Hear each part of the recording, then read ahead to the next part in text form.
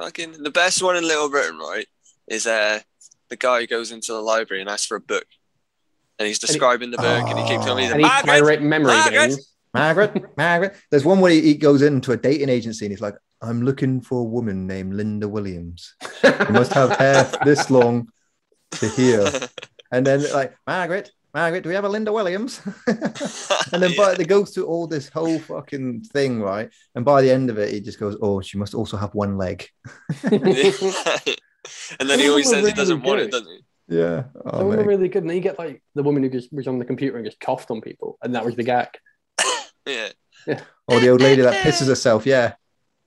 Yeah. Oh, she was like meant to be special needs or something, wasn't she? Yeah. The one I really did like is the homosexual prime minister dude. That one always pissed me off. I was like, I can't wait for it to be over. I don't know if it was a one-off sketch or a recurring one, but there was one that I found fucking hilarious and it's shit. And it's like an old woman and she's got like frogs everywhere all over her house. Frogs on an apron, frog ornaments, like frog cartoons all over her house. And then it's a birthday, and one of her mates is like, I've got your little froggy. She's like, get it away from me! Get it away from me! What's that, Little Britain? Yeah. I don't know why I found it so funny. Remember we used to be young and actually think Lenny Henry was funny. Remember them times? He got his own shit. How did he get like a couple of series and Peter Serafinowicz gets cancelled after one? Because a number of different things probably. Lenny Henry's funnier. Not. Yeah. Peter Serafinowicz is a genius. He's fucking hilarious. I love him in 8 out of 10 Cats when Jimmy Carr says to him, he goes, Peter, do you like quiz shows? And he goes, to be honest, Jimmy, I don't think that's any of your business. He's quality, man. Do you know what I think? He's one of those. Yeah, he's one of those British dudes that like keeps to themselves, like do a couple things here and there, and then just like, you know what I mean? Like Star Wars.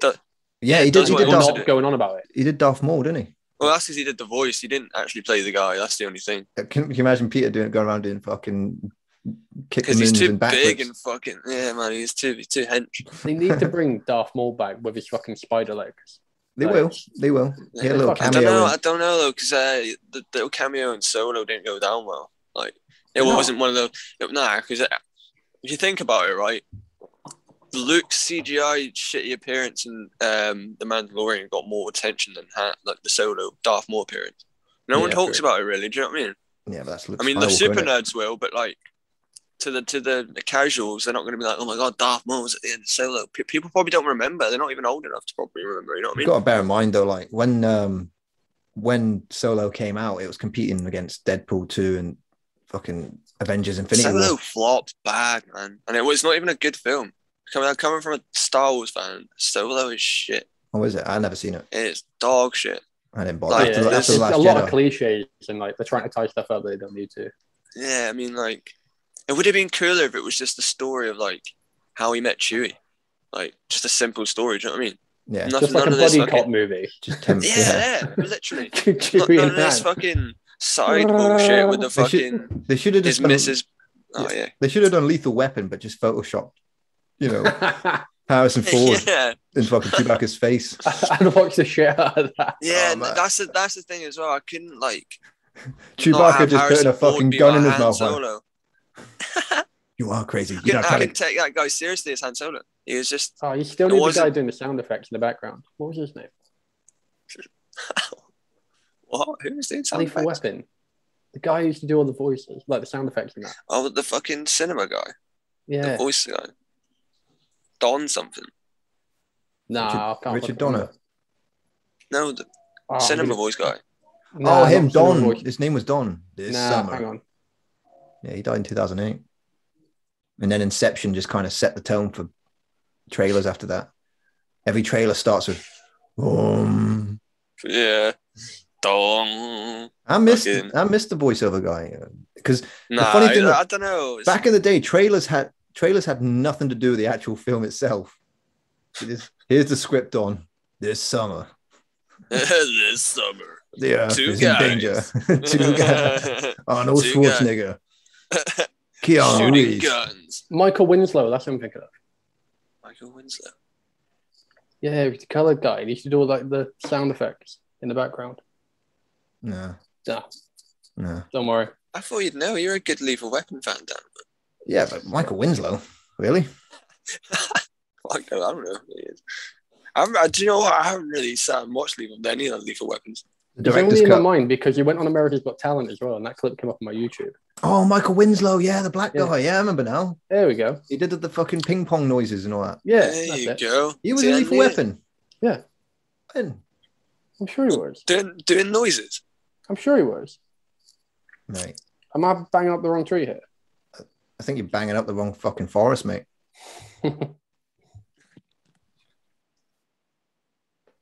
Oh, Michael Winslow. Yeah, I remember that. I'm thinking of Police Academy. That's different. That's different policeman. Different fucking police. Who All was it? right. You was thinking Come of on about Police the fucking Academy. Police Academy movies, not Lethal Weapon. Oh, there you go. That's probably why. All right, next question. This is a wrestling one now, all right? So Okay. Fucking hell, we went off on a mad tangent there, didn't we? that's what it's all about. That's what it's all about. When did Kane, played by Glenn Jacobs, make his WWE debut? Is it What? A, August? What? When? When was it? Oh, I can tell you the pay-per-view. I don't know the month. All right, I'll tell you. I'll give fucking hang out. Fucking hang on, you cunt. All right. Fucking wait. God damn, you got to say what? All right. A, Shame, dude. August 25th, 1995. Is it B, January 11th, 1999? Or is it C, October 5th, 1997? Phoebe, 1995. No. October 5th. October 5th, 1997. Yeah, Bad Blood. Yeah, that was it. Undertaker, Shawn Michaels, Hell in a Cell. Best fucking debut ever. See, when it was Undertaker and The Undertaker, was Glenn Jacobs playing the other Undertaker? He was playing the Doctor, wasn't he? Before. Yeah, No, because it there was a time dentist. where there was two Undertakers and they were fucking identical. Was that No, Glenn? that was Brian. Was it Brian? What's his name? I'm going to have to Google it. I want to say Brian Adams. I don't think it was. Brian Adams? I Yeah, want to not that run Brian to Adams. you. I don't think he was that Brian Adams. was Brian playing. Harris. Brian Lee Harris. Yeah, because he Yeah. that was good. I remember, mate, that's like when I started watching it. That's like the age I remember watching it, is when double Undertakers were beefing. It was. Do Like In Your He was- House was like a he was mainstay chained. pay-per-view. you remember Chains? Chains. Yeah, he was. No. He got recast as Chains. He was like a biker gimmick kind of thing after he's fake Undertaker. Yeah. No, who was a beast? Big Boss Man. He was quality because he was a proper like baby face during like the 80s. He was like a good guy policeman. All the kids would like cheer him. And then he came back in the 90s as like a dodgy cop with like the black gear and everything. Yeah, the Well, fucking cool. baton man. He's just a Yeah, scary he's just spinning motherfucker. like shit. You know what I was We- thinking about the other day? The right to censor, that whole story. Oh, mate, that- they were quality. Yeah, but their theme tune. Was the Oh worst. man. Yeah, every time you heard that, I thought, here he comes, Stephen fucking Richards in his When they fucking got the in his fucking polo shirt. Fucking nerd. they got the Godfather and they made the Yeah. Godfather. It's fucking genius. The good father. Bull Buchanan. Paul Buchanan. That woman, what was her name? Ivory. Tonya's. Ivory, that's the one. Ivory. Shoot. Fucking.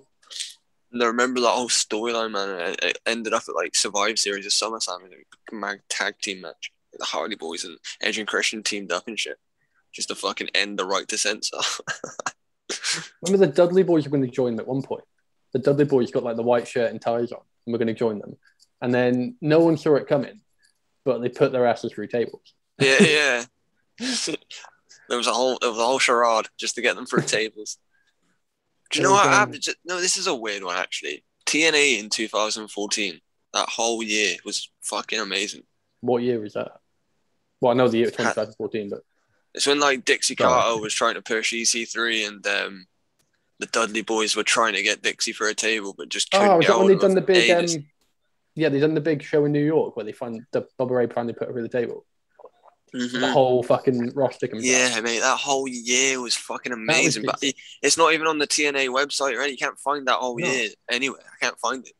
because EC3 was like over as fuck, and so was No, I hated him, but Drake like, Maverick. What was his Yeah. name? fucking, Rockstar Spud. yeah, Spud, yeah. Spud. He was proper good in it. He's been good everywhere he's gone. I don't like him as when he was that little dude. What was he? He was bringing that tag team down in the WWE. What were they called? Oh, it was Paul Ellering, wasn't it? And then he left. I remember I stopped watching it around then, but Authors of Pain. That's it, yeah. And they just come down at random times and just beat the shit out of someone and then walk back. He pissed himself on the apron or something, didn't he? Yeah. Can we just do an hour talking about Steve Blackman? Steve Blackman. Steve Blackman versus Shane McMahon. That is the best hardcore match ever. He must have fell about 60 feet from that Titantron. I don't know, but how can you put something there to stop that fall from hurting? That must have hurt like fuck. It's like a bouncy castle, pretty much. Well, Shane McMahon versus Kurt Angle. Was it that one where Kurt Angle just fucking puts him through like the fucking glass on the stage? Yeah, like 3 times. You can't get him through it, so he has to do it like 3 times. You know the story behind that? No. So they wanted to get fake glass to throw him through. And when they kept putting the fake glass up, when they let the pyro off, it'd smash. So they were trying to find like a glass that they'd stand up to the fireworks, but they could still throw them through. And the message never got through. And in the end, they just put normal glass in there.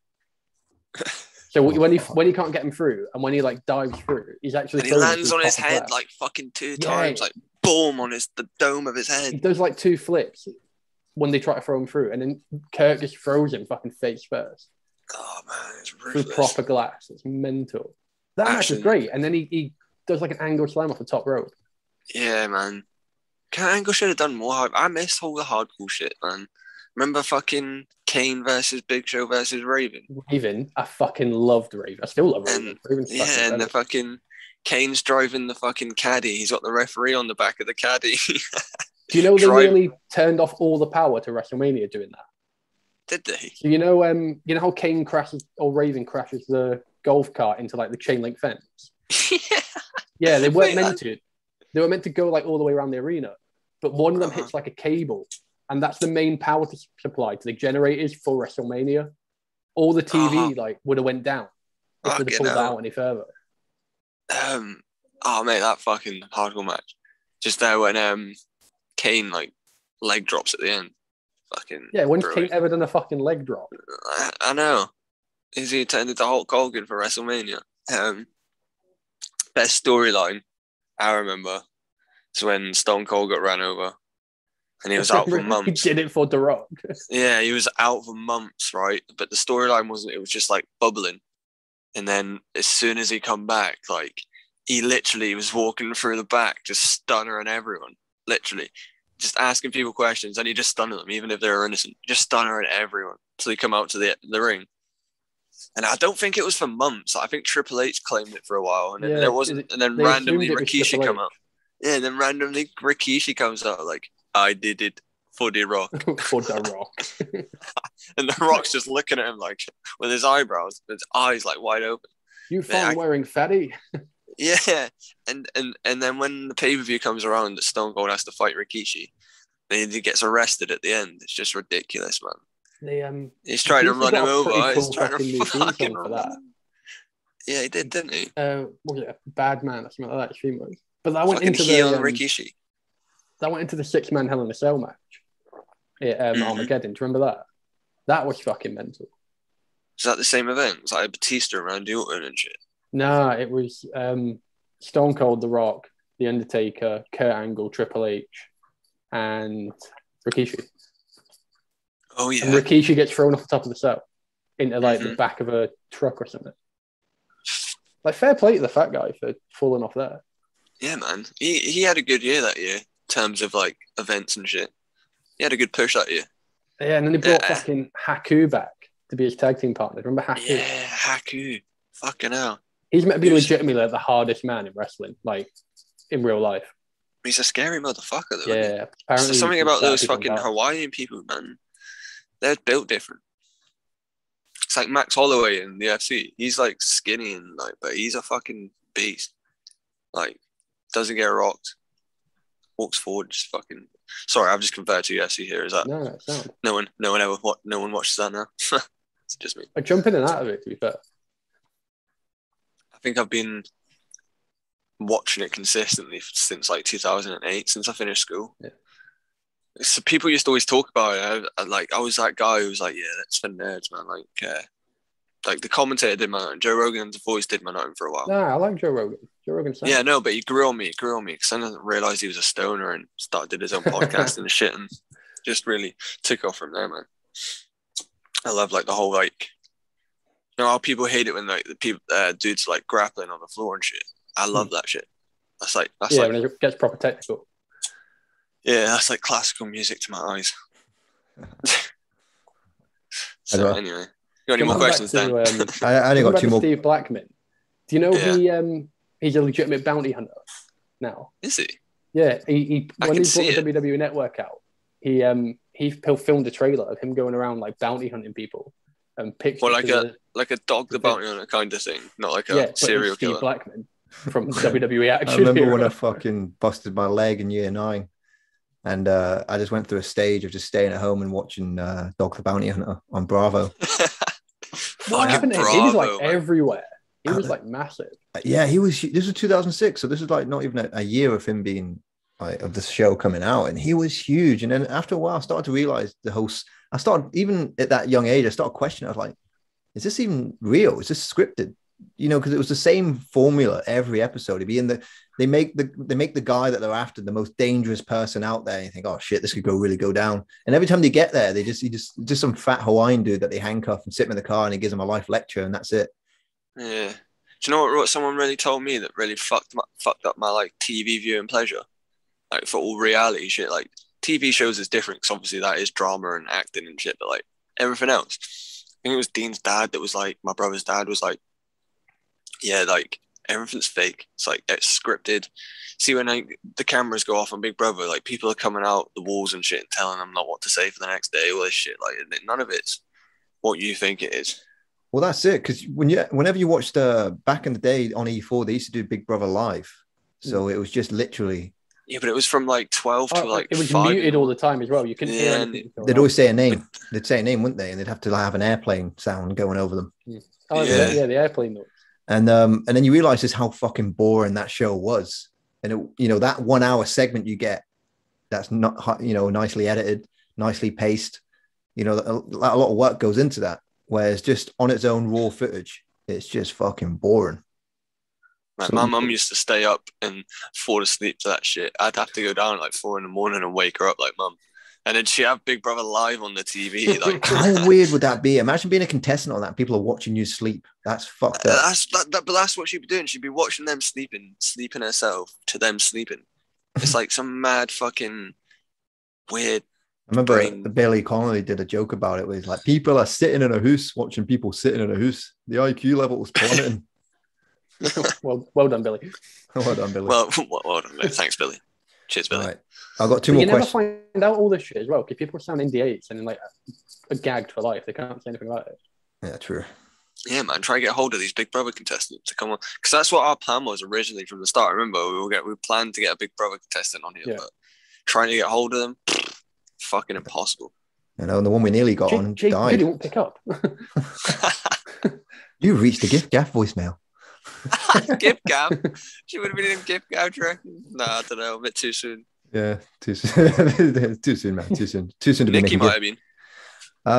All right, I've only got two questions left. Which territory became the 50th state of the USA? Alaska, Utah, or Hawaii? Alaska.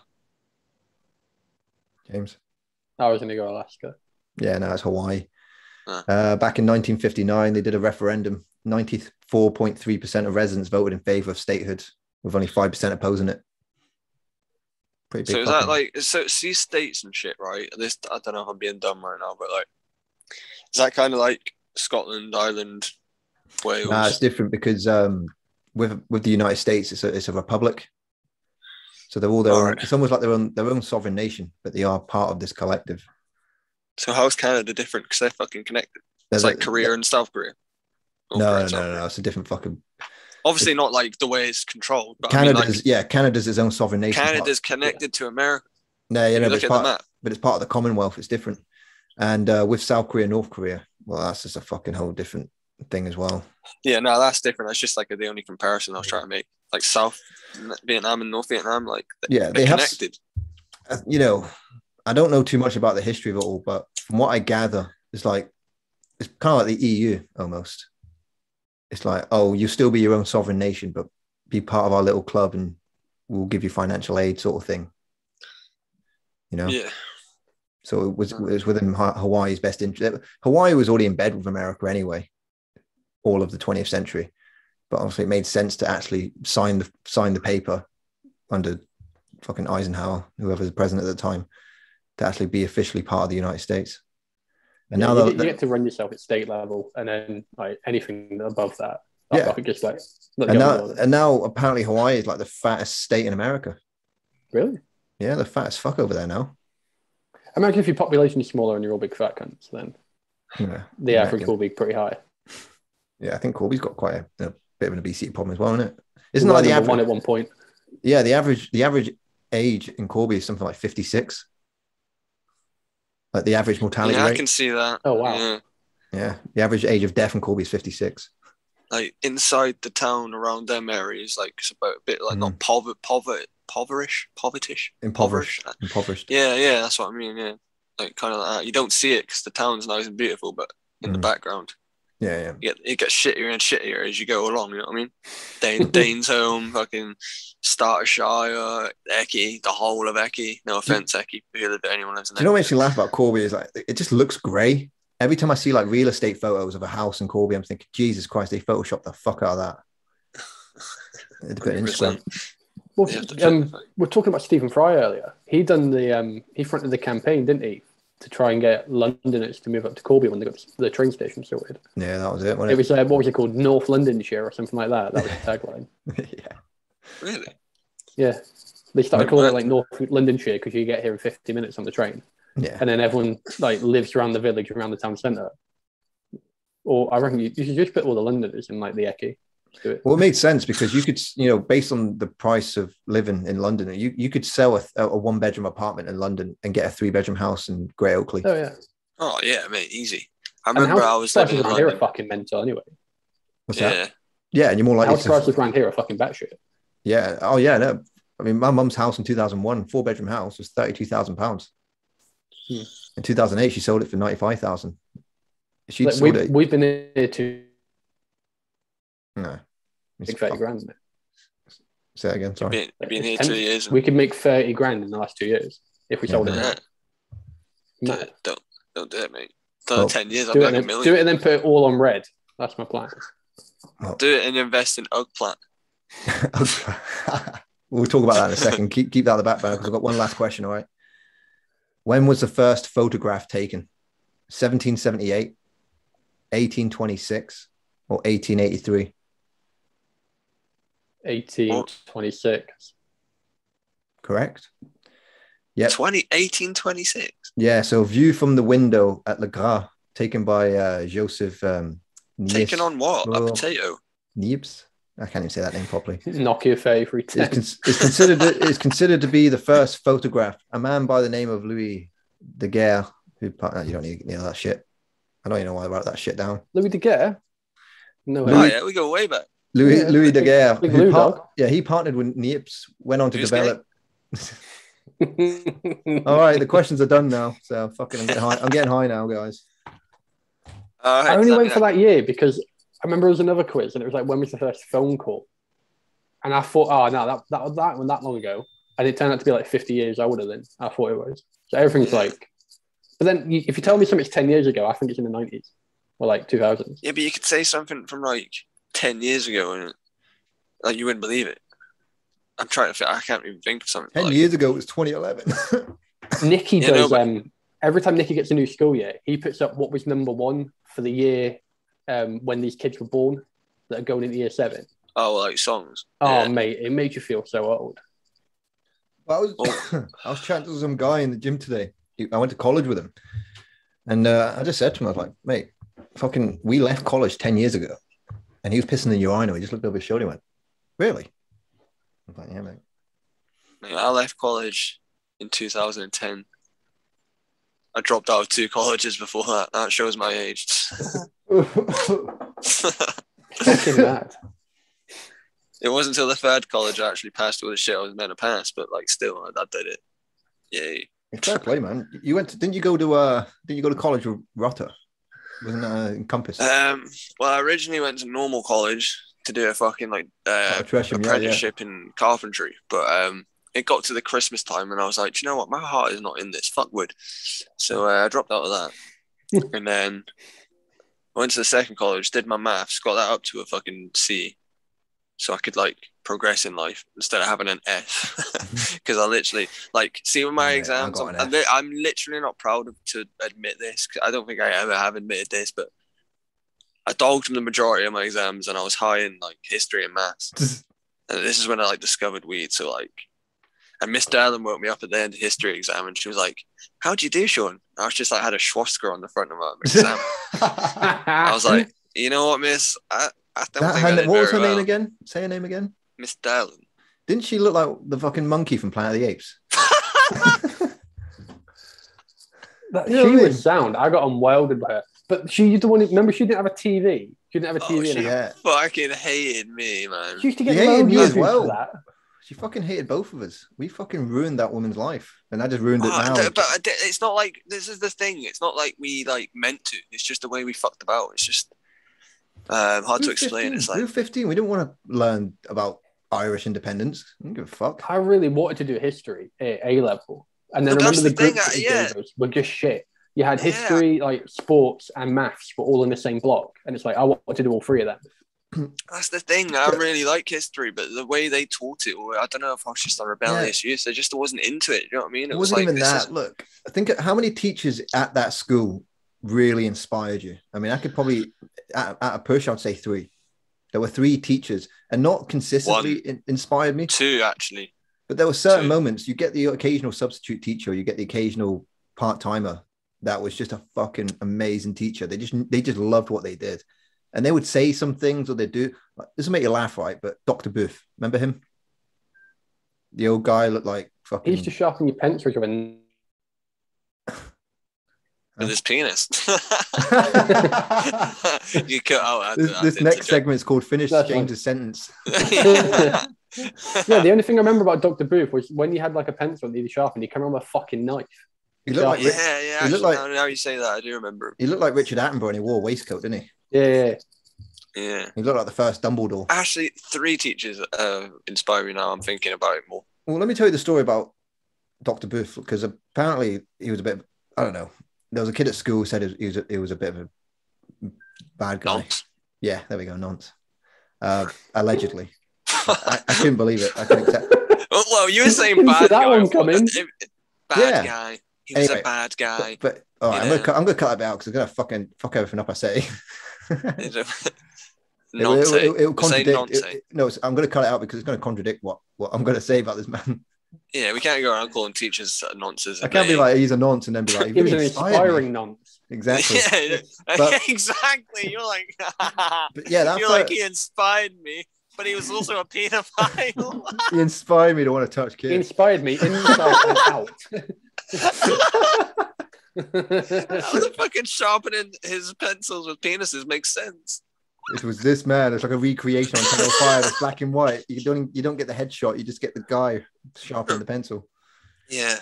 But yeah, no. He kind of inspired me in year 7. He was substitute teaching at the art.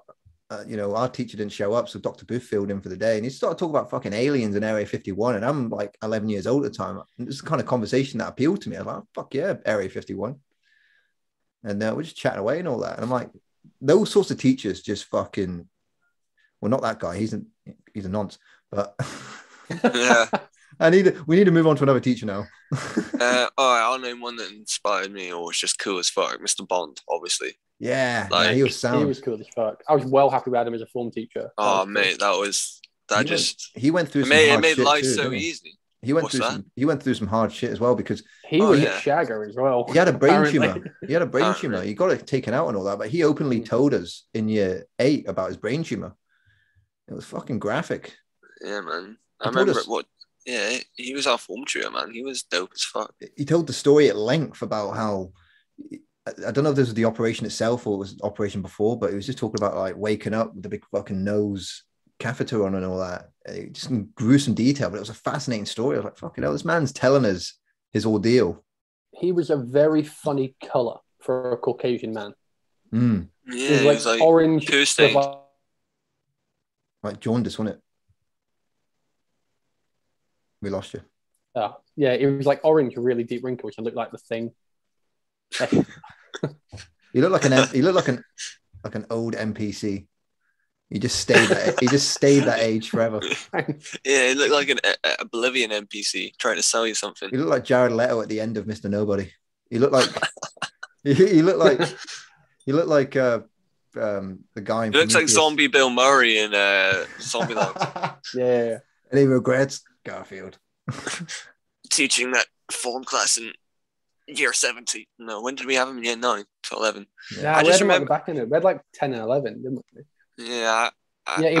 He was our leaving, our last form teacher, because I done like a leaving PowerPoint for him, and everyone was doing like nice soppy stuff to their teachers. Like, I think the Fray were like popular, and everyone kept putting the Fray over it. Fuck, man.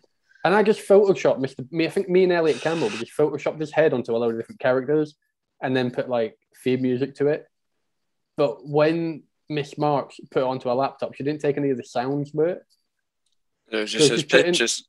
So it was just still images of him, like photoshopped onto like different characters with no music behind it. And then she sent me a letter after we left school, like, oh, I knew that had to be the last PowerPoint because it was like, it sent everyone off on like a good note and everyone had a laugh about it. And I was like, bitch, you butchered it. You ruined my fucking PowerPoint. You ruined my PowerPoint, motherfucker. Oh, fucking hell. Yeah, Mr. Bond was sick, man. I remember year 11, me and Joe were always late, or we just didn't show up. I think I came in like half an hour late for form. And he was like, dentist. And I was just like, yeah. He was like, all right, sit down. He knew I was just fucking about, but he just got that sound, didn't he? Didn't care. I remember I was coming into school late once, and I had like a really long emo fringe at the time. So I always just had my hood up, even though it wasn't raining, it wasn't whatever. Yeah, no, we all did, didn't we? We just had the hood up. We had the fringe and the fucking hood, right? Always. We tried to make it a thing. It didn't stick. It wasn't even us trying to do it. We were just being ourselves. Like, we didn't give a fuck. I kept mine until it fell out. Yeah, same. I still got mine now. Look. But I lost mine last year, but it fucking grew back. I was like, yes, I can have my flick again. Mr. Dixon walked past me. Or it was either him or Mr. Rushton. He just looked at me and went, is it raining? And just started chuckling. He just started chuckling to himself. All right, Pete. Hello, Peter. Peter, is it raining? No, I think that's just Daniel's hair. Peter, that's not very nice. What's behind you? Watch out for that punch. Oh, has anyone seen my nose? I think I left it over there. I think it's still on the yard somewhere. Oh, you're right, Pete. I think it is. It went at the speed of sound. It broke the sound barrier. You were no fucking help at all, Ray. Were you? You'll never be able to wake up and smell the coffee anymore. Wake up and smell the coffee, you're living, because I can't. We'll wait till Pete leaves the room before I say this next statement. Come on, Pete, leave the room. Wake up and smell the coffee, you're 11. Those gates aren't there. Right, Pete, you can come back out. You can come back in now, Pete. I've said it. Mate, Jerry was another good teacher, right? So he used to do chess club. Yeah, he wasn't inspiring, but he was just cool. And he was an inspiration on the fact, like, what kind of value should I take from another individual? What should inspire me? Well, yeah, Jerry was one of them. In a way, he was like, I don't want to be that nerdy, but I want to be that cool. I want to be that. You know what I mean? I like this energy. Just find stuff that you're like passionate about or like interested in, and you just fucking do it. Yeah, he done everything. Well, think about it, right? The teachers that did these lunchtime activities, like I stopped and thought about this the other day. I was like, hang on a minute.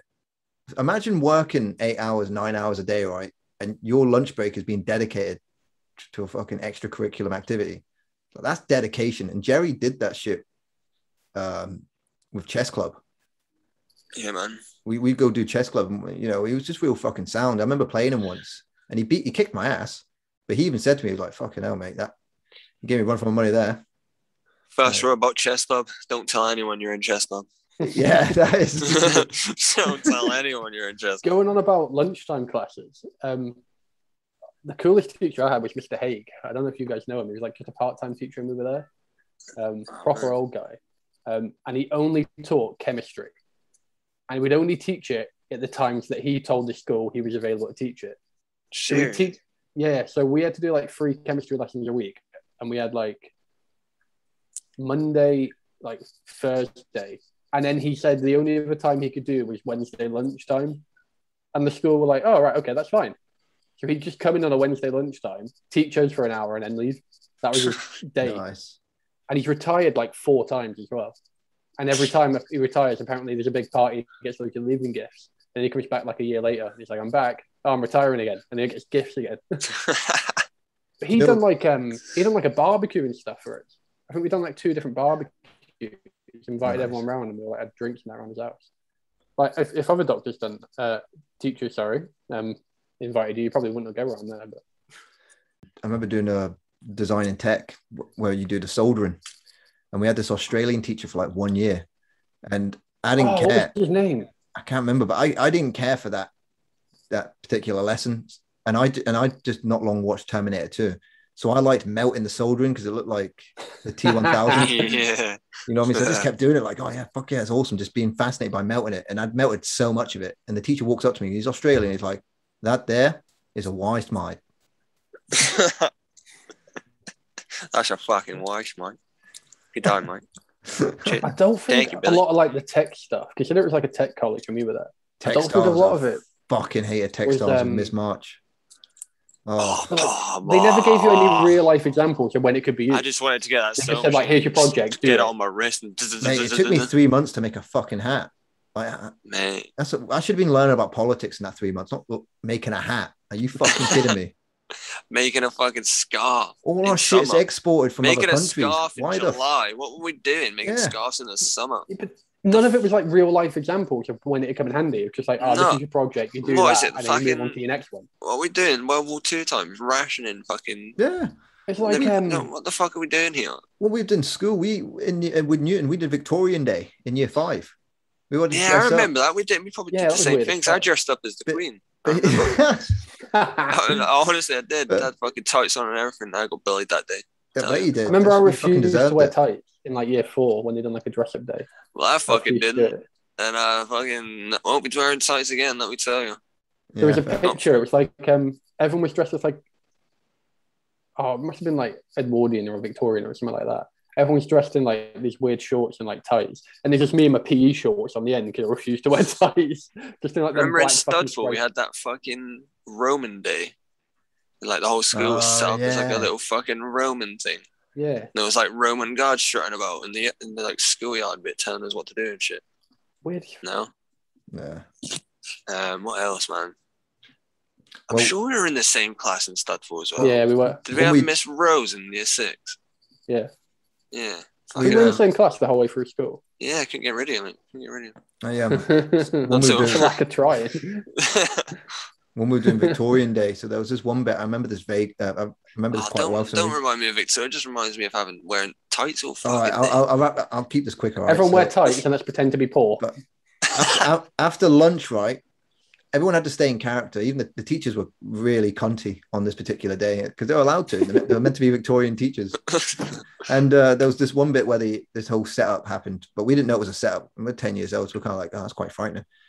The classroom door was closed, and you could just hear a teacher shouting and whipping a fucking bamboo stick against probably some carpets. And you could just hear some 10-year-old kid going, "No, no."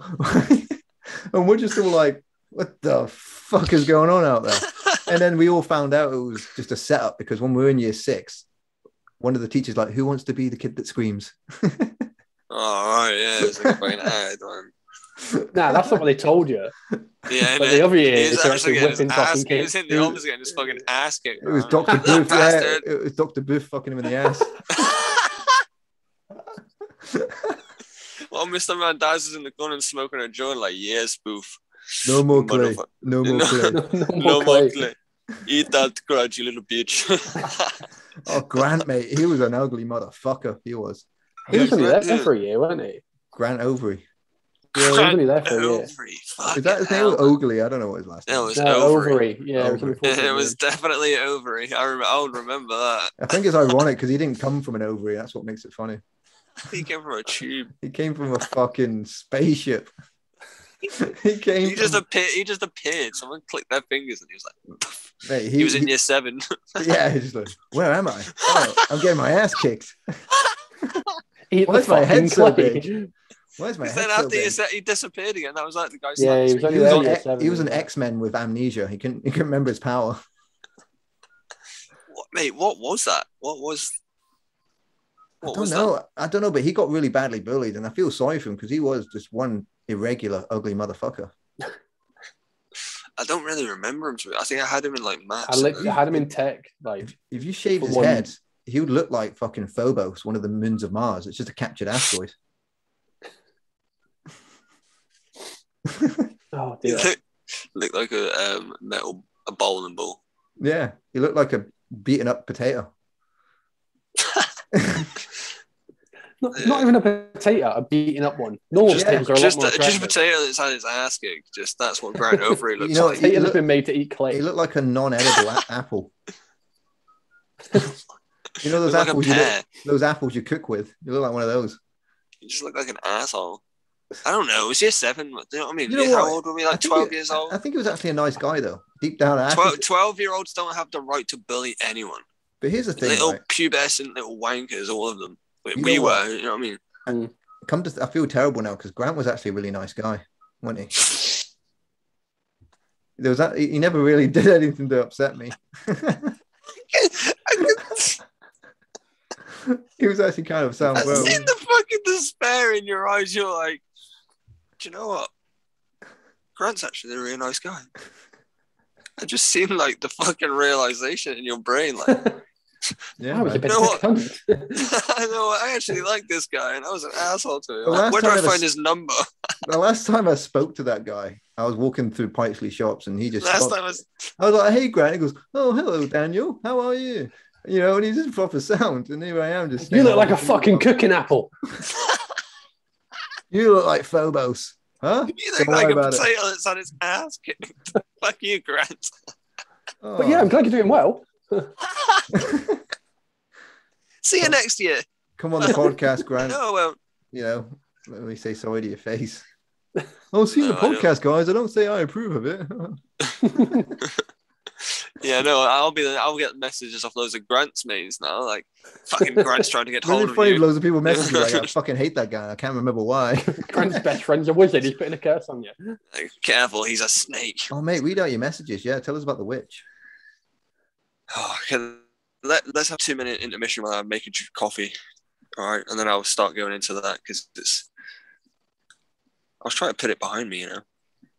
Yeah, it was funny as fuck. It is funny. It is really funny. Yeah.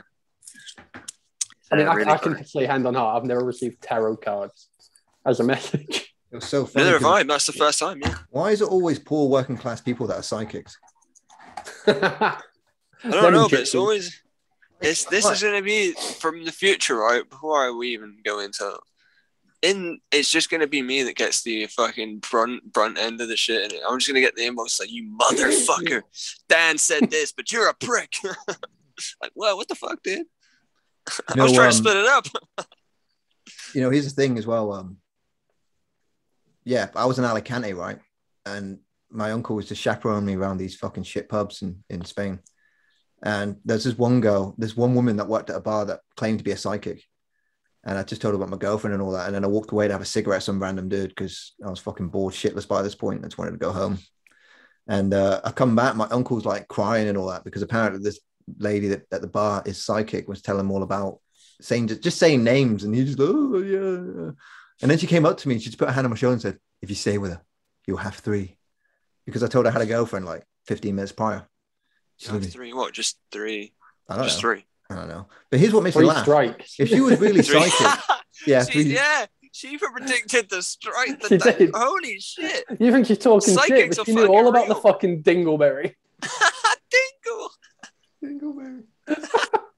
It's a dingle. It's dangle. Shit on this fucking psychic. Americans say dingleberries. Well, the Americans are wrong because I googled it. It's dangle. Yeah.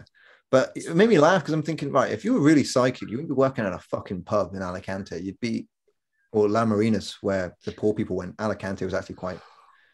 Yeah, but that's the thing. That's how they get you. They fucking. pretend they're shit, but really they know the 3-strike system. Yeah, but it's always people that are on fucking Jeremy Kyle. Like, why are they psychic? Why? What is it about being poor that makes you so fucking tuned in with reality? I don't know, man. I don't know. I'm just going on a fucking rage. Sorry. All this negative energy. My mum used to be like that. She used to be quite spiritual. She used to walk around the house in the sage and shit, but she don't anymore. Yeah, but I've got nothing against people that have to now. Believe in life forces and believe in other entities. I've got nothing against that. I'm not a hardcore atheist, but it's just like when people have the fucking audacity to be like, I can see the future. You know what I mean? Only if you give me £4. Yeah, exactly. I don't like what they call cold readers. You tell them a bunch of things and they remember the things you said and they manage to concoct that into a fucking storyline that makes the other person go, oh wow, how did she know that? No, but it's like Darren Brown shit, isn't it? Yeah, that's exactly what I was about to say. It's like there's an art form to it. There's a way to trick people. It's not like it's like an illusion, isn't it? He goes into it on Joe Rogan, like he says about it, like there's a way to make people think a certain thing to make them. It's based on cognitive bias, cognitive reframing. Like if you're really hopeful and slightly partial to the idea of this channeling thing, then you're going to want them to be correct for the most part. Like they're going to say things that you're like, oh, I recognize those things that they're saying. Yeah, you join the dots for them.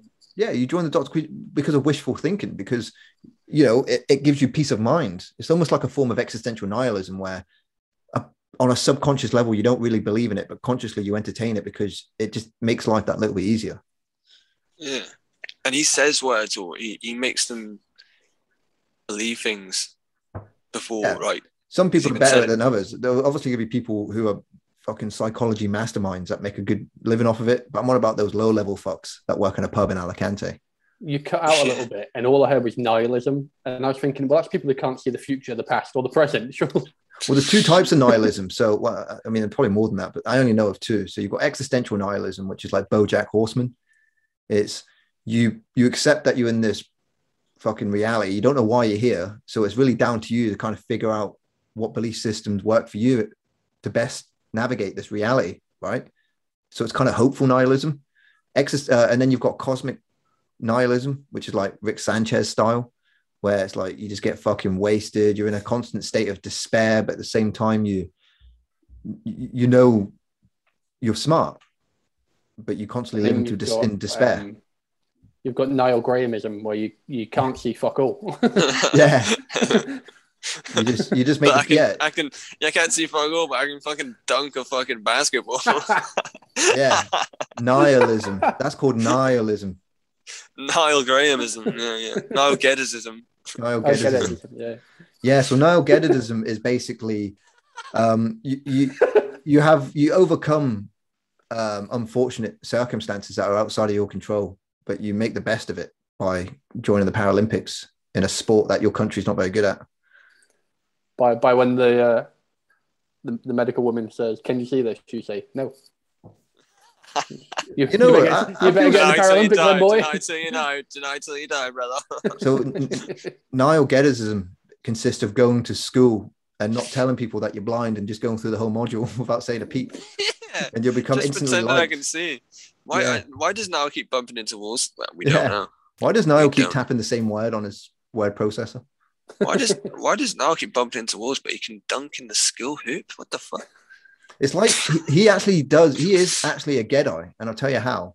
Because Yoda has the walking stick and he's quite frail, but he uses the Force to help him fucking kick Count Dooku's ass. So Niall did the same thing. He just summoned this energy that gave him a little bit of sight for like 60 to 90 minutes. Channeled it all to be mediocre at goal ball. Exactly. Because he's using the Force, you know? You might as well not been fucking him able to see. It's fucking up shit. Yeah. Oh my go, GB. You know, but he worked hard to get 12th place. I got loads of free shit off him, man. I don't get to play. He worked really hard to get 12th place, you know? So fair play to him. I've still got some Lakers shorts that don't fucking fit me that he gave me like in year 7. He gave me a heart rate monitor, but then never gave me the bit that actually like transmits to your phone. It was just a fucking... I got this from the Olympics. All right, okay. Just a free battery. Do you know what though? Like, do you know what's even though Niall didn't fucking go massive with the Paralympics, at least he was part of the best one ever. Yeah. Fucking London, man, 2012. I mean, what if he was part of Rio, Tokyo? We wouldn't give a shit. But the fact he was part of London, man, that's like, yeah. Like, I've never really been mad for Olympics. Considering I'm proper into sport stuff, I've never really been mad for the Olympics. I think but, 2012 was different. Everyone was mad. Yeah. Just got wrapped up in it as well. I was watching it every day. Yeah. What prime minister was on the fucking bus? Was it Boris Johnson? He was on the double-decker bus. Yeah, in the 2008 Olympics. Olympics. Shit in London. Because in the Olympics before, they sort of showed off the next Olympics. So there was like a miniature opening ceremony. Oh no, Boris was mayor of London at that point. Yeah, he was, right? Yeah. So I vaguely remember like there was the whole Beijing fucking... They do the handover at the closing ceremony. Yeah, and then Boris Johnson comes in on like a little makeshift double-decker bus. Hey. Night, Izzy. That closing ceremony was mental as well. Which one? The Chinese one or? Oh no, it was 2012. They literally got anyone who's ever been famous. Like the London 2012 opening ceremony was a beast, man. Remember, mate, I was on Weymouth Seafront watching it on a big screen on the beach. Yeah, remember they were doing the bits with the music interchanging. It had like fucking different eras of music. That was Spice Girls back, and Beckham was there, and he booted like a football at a bus or something. Mr. Bean was there. Fucking the Queen skydived in. With Daniel Craig, yeah. The Queen. Oh yeah, the Queen was meant to like parachute in or something.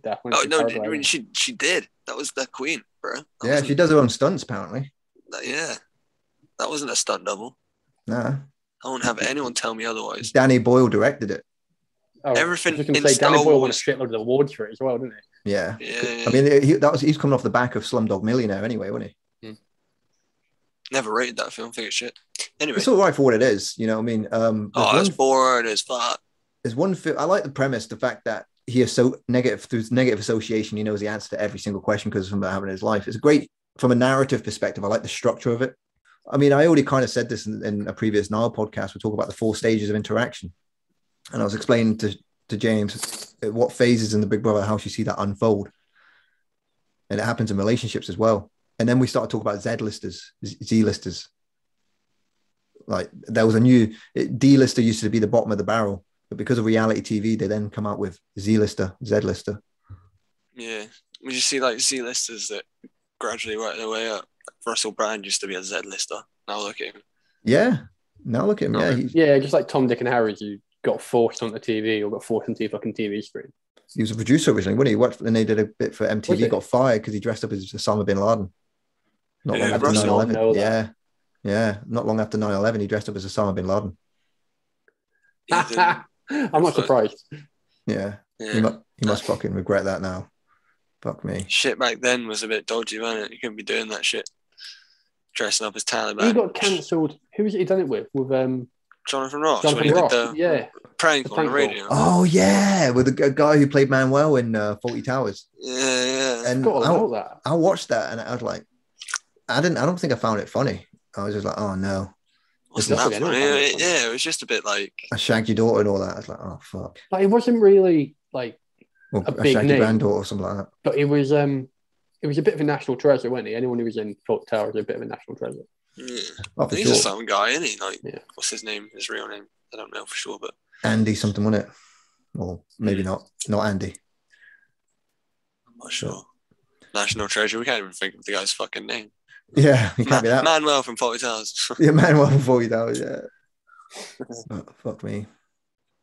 Remember 50-50? Yeah, I was just thinking about that 50-50. I swear all them schools are fucking made up. They must be. Yeah, there's not that many schools. How many episodes of 50-50 were there? Like fucking. And we were 10. never on it. Fuck that. Yeah, no Studful, no fucking Wood Newton. You could have had a Studful versus Wood Newton 50-50. I hated every kid that was on there. Oh, they're just. None of us acted like that. What the fuck? If you ever watched these TV shows, you've ever seen on YouTube and all that, and you watch through them, it's so fucking cringy. Yeah. Oh yeah, honestly. Do you remember Raven? With the I'll show Scottish guy? you the way of the Raven. That guy. Like I remember watching that and thinking, oh, that looks well difficult. And then I went back and watched it a couple of years ago, and I was like, that was fucking awful. That like someone made it in their back garden. Yeah, me and my brother was still randomly like catch each other off guard by saying that, like in the most random of moments. just I'll show you the way of the raven. I don't even think that's what he says. It's just Scottish voice saying raven. You know, we spoke about this before. You know, like when you'd watch challenge TV or Challenge so bad, and you'd watch stuff like Fort Boyard, or you'd watch stuff like Bruce's Price is Right, and you'd always see those women with the blue rinse hair with the big fucking huge glasses, and you think, oh, they're dead now. They're actually dead now. Yeah, but at the time they were like 30, and they looked that way for the next 50 years. They genuinely were. I look at pictures of my mum from the 90s. She had fucking glasses that big, and like my mum was 20 in the 90s. She looked like fucking 50. Have you seen that Bob Ross documentary that's on Netflix at the minute? No, I don't get the hype about Bob Ross. I've never watched anything. Yeah, so tell me. No, I saw I've that. never been... Tell me the story of Bob Ross then. So what happened? Because I've seen. I know. Betrayal and. Oh, sorry. Start again. Sorry, I was talking over you. Sorry, it froze. That's right. Yeah, it's called like Happy Accidents and Betrayal and something like that. And it's basically about how his business partner stole his image rights and his name. They got him to sign it over, like, without his son's consent, and his son should have the rights and make the money off it, but this company makes all the money instead. But they do it a bit where Bob Ross was like, they said he was a bit of a ladies' man, and everyone, all the fucking women at the time really wanted to like suck his dick. The blue rinse with the big fucking glasses. Sorry, carry on. We finished your sentence for you. Carry on. Oh, we're losing him. Oh, fuck's sake. Carry on, you just go. No, I really want to hear about Bob Ross. Where did we get to? So you're talking about how his son got fucked over by the company and all that, and Bob Ross was a ladies' man because women love curly hair for some reason. I don't know what it is. They love curls. Yeah, it's the women with like the fucking curly hair and the big glasses, and they look like 80, but they're all like 20s, 30s, 40s, trying to like get Bob Ross, and like they all look fucking ancient. Like if you look at pictures of like 2008-9 prom pictures, we look young, but the only person that looks fucking 40 is Robbie Williams. Sorry, he looks like the same forever. He looked like that's what I'm saying. He's like Benjamin Button, mate, like in reverse middle end. Mate, like he looks like 21 Jump Street, doesn't he? He's like an undercover narc. Looks like Jonah Hill, but he's like doesn't age. He's like that kid No, orphan. I remember it at Prom when we got Tony Garside to go up to the bar, and we're like, "Excuse me, sir, can you buy us drinks?" He's like, "No, kids, I cannot." And then the guy in the bar just served it. What, Tony? Because he was like fucking because he was like a foot taller than everyone. Well, you got drinks at Prom? No way. I think we were drinking in the limo before. I can't remember. Do you know how fucking naive I was back then? Because I was so pure. I didn't really drink. I didn't do drugs back then. Oh mate, there's a perfect picture of you. I've like, sure, you've just come off like your dad dropping you off, and like my mum's boyfriend at the time, that Stevie guy, was taking pictures of fucking everyone. He was like trying to get me to grab everyone, and I grabbed you, and there's a picture. You're just like, you don't know where the fuck you are. You're like, what the fuck? What's going on here? But yeah, I get it. It's like a fucking red carpet event for kids, you know what I mean? It was mad. You know what's funny as well is that I had to start taking photographs of fucking everyone in front of the professional photographer. So when we finally went in to buy our prom photos, you know, we're all giving money from our parents to buy just the one photo.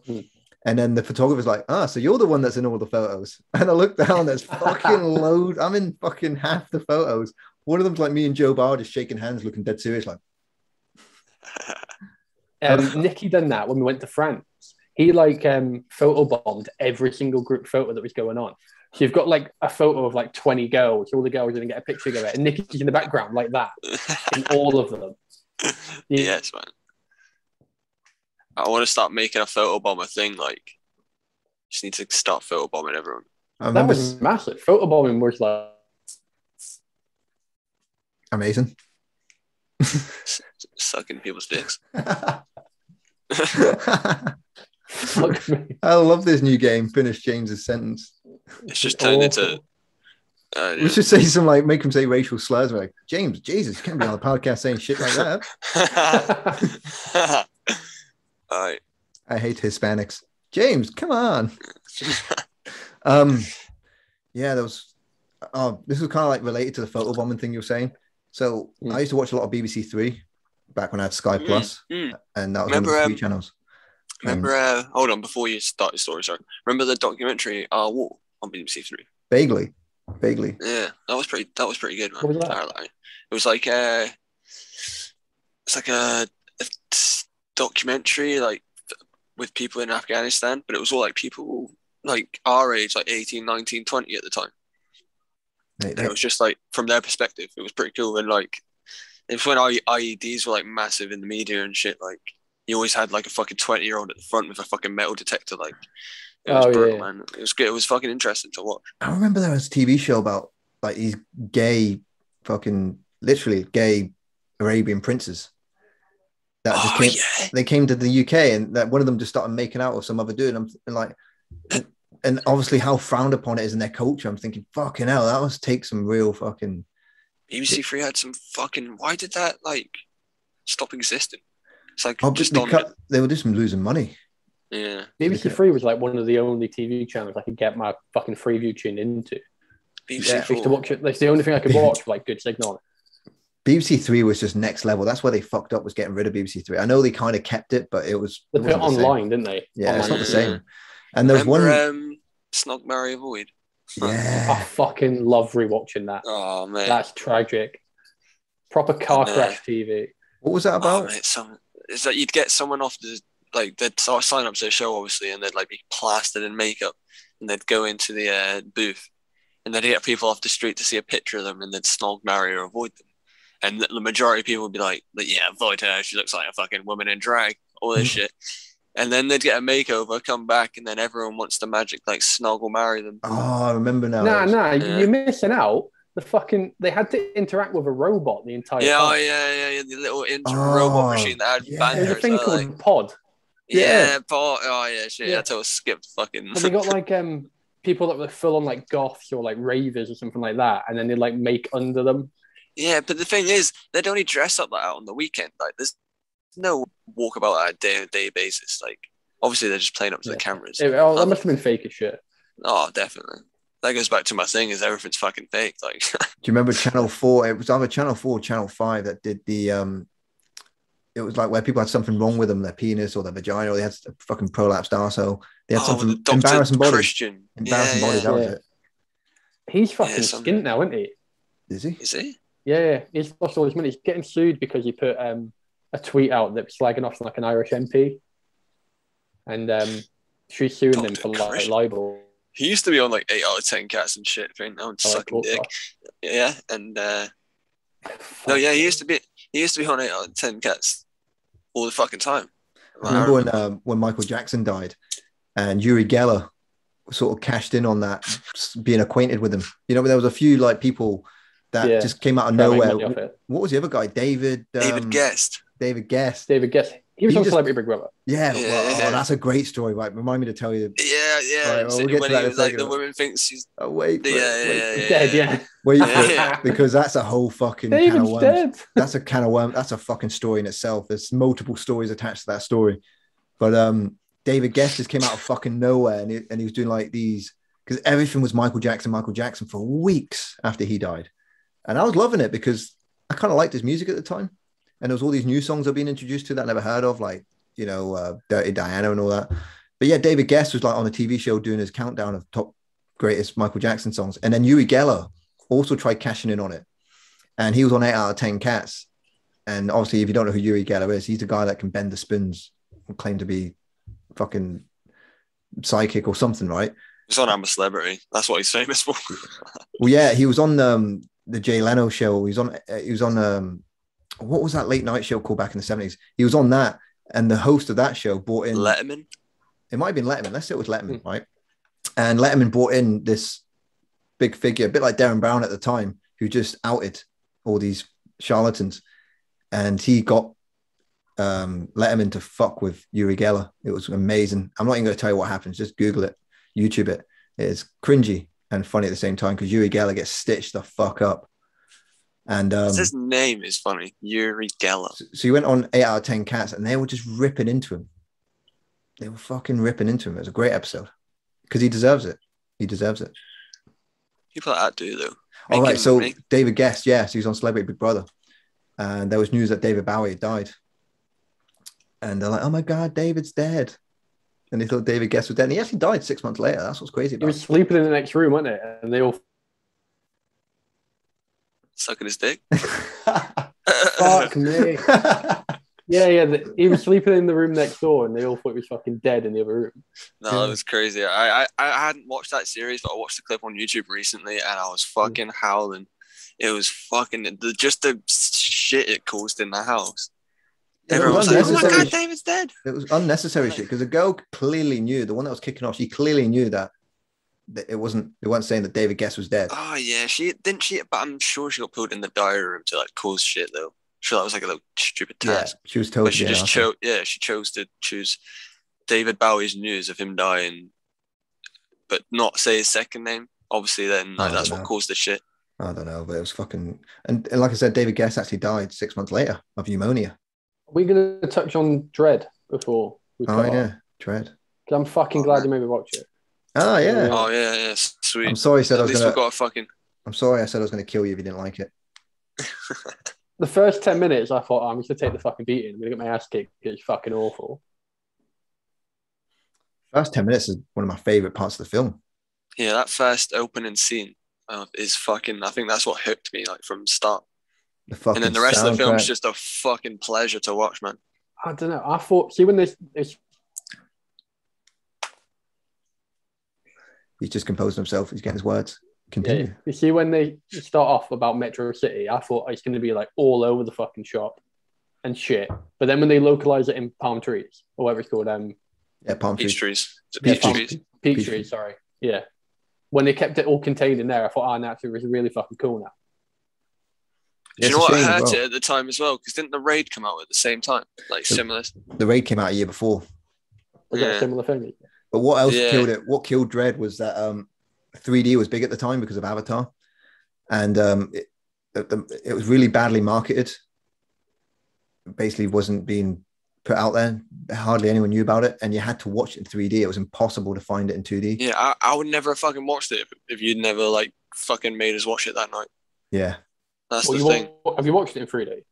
Yeah, I watched it. I've got it on 3D now on Blu-ray, but like, I haven't watched it in a big screen in 3D. Them slow-mo seems to be fucking sick in 3D. Oh, mate, the slow-mo was next level, mate. Especially when like Mama's in the bath, he just throws a hand up and the fucking wall is just. Yeah. Once she dies at the end, gets thrown out of the top floor. But yeah, it didn't need to be 3D. 3D is just a gimmick. Yeah. I don't give a fuck either way. It's just a solid fucking story. And Alex Garland, that'd be so good remade. Carry on. No, I was just saying Alex Garland was the writer. Alex Garland's a legend. He's one of my inspirations as a writer. He wrote a book called The Beach, which was based on his adventures backpacking. And then that got made into a movie with Danny Boyle. Oh, The Beach, a great film. Yeah, Alex Garland wrote the novel for that. Oh, cool. And then he started working with Danny Boyle after that. I think he wrote alongside John Hodges on 28 Days Later, Sunshine, and a few other Danny Boyle projects. And then he also wrote the script for Dread because he loved it. He started writing the script 2 years before it even got given the green light to start filming. And he was, even though he was just a writer, he was actually, no one really went to the director for advice. They went to him, the writer, for direction. So he pretty much directed the movie, even though he's not credited as. And he wrote a treatment for a trilogy. And it's a shame it didn't get picked up for a second or third movie because the story treatments he had, he said it in one place for the first film just to introduce the characters, but he was going to take it further with the second and third movie. So. Nice guy. And he's going to get made into a TV show now. Is it going to be on Netflix? Sci-fi. I'll give it a chance. Worth what? Sci-fi fuck everything up though. But there's a book called that came out in the 50s called A Childhood's End, written by Arthur C. Clarke. It's an alright book, pretty good for its time, but it got turned into a series like 4 years ago. It's fucking by Sci-Fi. Some things don't need a visual represent. Some things can just be left to your mind. Do you know what I mean? Yeah. It's when you see it in that fucking serialization, it's like, oh, you fucked it up. Like I can't ever. So apparently, for what I know about Dread, it's going to be called Mega City 1. That's going to be the name of the TV show. And it's Carl Urban in it. Carl Urban's going to be in and out of it, but it's going to be focusing on up and coming judges. Nah, that's already pissing me off. Yeah, Sorry, make Anderson me was the one I angry. didn't like in it. I didn't like Anderson for it. Yeah, she was all right. I know what you mean. You know, here's the thing. This is what I see it becoming. So you remember the film Limitless? Yeah. They did a TV show based on that. It was almost like a sequel. It was set in the same universe. And Bradley Cooper was sort of in it for like one episode and he sort of was in and out of it. I'm thinking, I hope they don't do Mega City 1 the way they did Limitless. That's exactly what's going to happen. Fuck.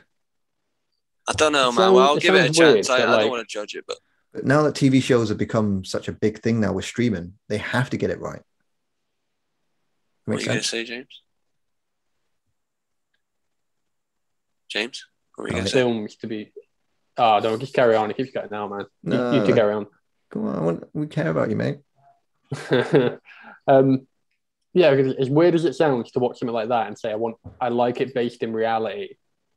But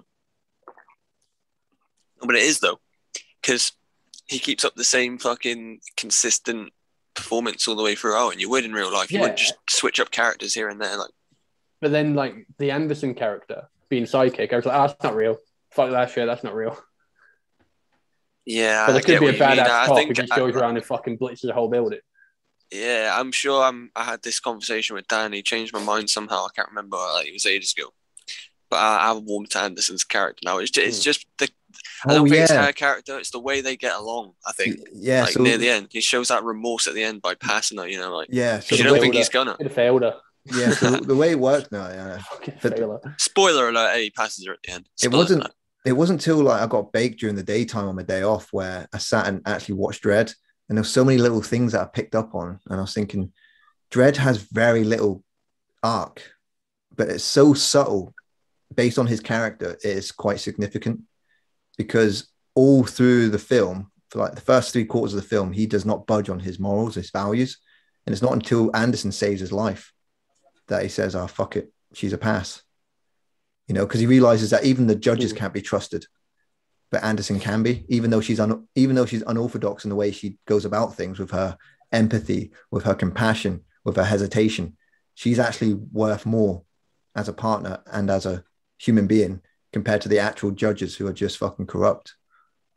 Yeah, there was a bit where one of the gang members is like, I'm going to kill her because she'll hesitate and I'll kill her. And then Anderson doesn't hesitate. He just fucking kills her straight away. She can read her mind, that's why. Yeah. Yeah, it's the judge. She's like being all nice. She's like, put the gun down and then she just fucking shoots her in the face. Yeah. When Judge Dredd gets that other judge and fucking breaks his throat. Oh, right. So good. I love that shit. That's why I love Die Hard so much. That's why it's my favorite film, because he's like injured the whole way through the film. He's like crawling through vents with a bleeding foot and that, like fucking like, you know what I mean? That's why I fucking love it so much. And like right near the end, he has to fucking fight a helicopter. He's all fucked up in that. He's fucking like running across the rooftops. I love Die Hard. I got something interesting for you, James. So there's this. Sorry, talk about Die Hard. There's this YouTube channel I follow called Just Right, and it breaks down a lot of sort of script writing things, and it does it with Back to the Future. It says this is an example of a character with no arc. Marty McFly has no character arc throughout the whole movie, and I don't know what your thoughts are on Back to the Future, but I think it's just such a fucking good film. How Marty McFly doesn't change at all throughout the whole film. He has to overcome obstacles. No, think about it. Yeah, it's weird, isn't it? Like his dad gets an arc, his mum gets an arc, and Biff gets an arc. Yeah, but he's the main protagonist. Standard Marty the whole time. Yeah, he's still Marty when he wakes up at the end of the film. Still wearing his fucking jacket. Still has the girlfriend. You know what I mean? Still Marty. I'm like, that's bizarre. I never thought about it that way. It works, doesn't it?